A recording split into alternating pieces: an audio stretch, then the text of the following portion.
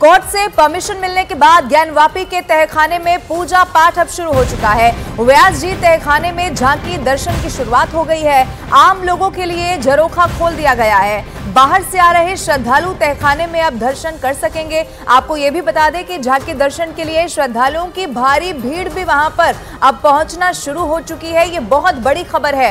Court से permission मिल गई है और उसी के बाद अब आम लोगों के लिए भी दर्शन यहां पर खुल चुके हैं। ज्ञानवापी के तहखाने में पूजा पाठ अब शुरू हो चुका है। उसकी सबसे पहली तस्वीर जो सामने आई वो भी आपके टीवी स्क्रीन पर हम आपको दिखाने जा रहे हैं। व्यास जी तहखाने में झांकी दर्शन की ये शुरुआत हो गई है और उसके बाद आम लोगों के लिए झरोखा खोल दिया गया और ये बहुत लाजमी था कि जब दर्शन खोल दिए जाएंगे तो बड़ी तादाद में श्रद्धालु यहां पर देखे जाएंगे। वहीं ज्ञानवापी के तहखाने पर शुरू हुए पूजा पाठ पर बीजेपी नेताओं ने खुशी जाहिर की है। उन्होंने दावा किया है कि मंदिरों को तोड़कर विदेशी हमलावरों ने उस पर मस्जिद का निर्माण करवाया। आपसी भाईचारा बनाए रखने के लिए कब्जे वाले इलाकों को खुद ही मुस्लिम समाज के लोगों को छोड़ देना चाहिए। ये बहुत साफ है। इतिहास में बहुत चीज़ें लिखित नहीं है, पर 1000 से ज़्यादा मंदिर हमारे तोड़े गए हैं मुगलों के द्वारा और उन मंदिरों के प्रति लोगों की आस्था थी। वो पीढ़ी चली गई, पर अब समझ में आ रहा है कि इन मंदिरों को तोड़ा गया था, इन मंदिरों को लूटा गया था, क्योंकि पहले हमारे यहाँ मंदिर में ही खजाना होता था और इसलिए उनको मंदिर को तोड़ा भी गया और लूटा भी गया। देखिए, जैसा कि माननीय न्यायालय द्वारा जो निर्णय हुआ है निश्चित वो बधाई के पात्र है। जैसा कि माननीय न्यायालय ने निर्देश दिया है कि उसमें जो हिंदू पक्ष है अपनी पूजा पाठ कर सकते हैं, तो उसके लिए बहुत बहुत बधाई।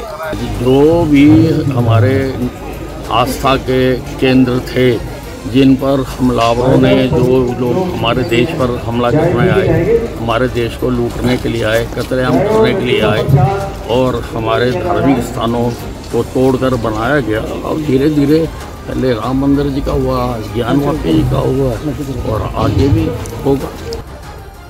और ज्ञानवापी परिसर में 30 साल के बाद शुरू हुई पूजा के बाद अब मुस्लिम पक्ष भी इस पर रोक लगाने की जद्दोजहद में पूरी तरह से जुट गया है। इसी को लेकर और डिटेल के सामने आई है, वो भी हम आपको बताते हैं। आप देखिए, ज्ञानवापी में पूजा पर अपडेट क्या है।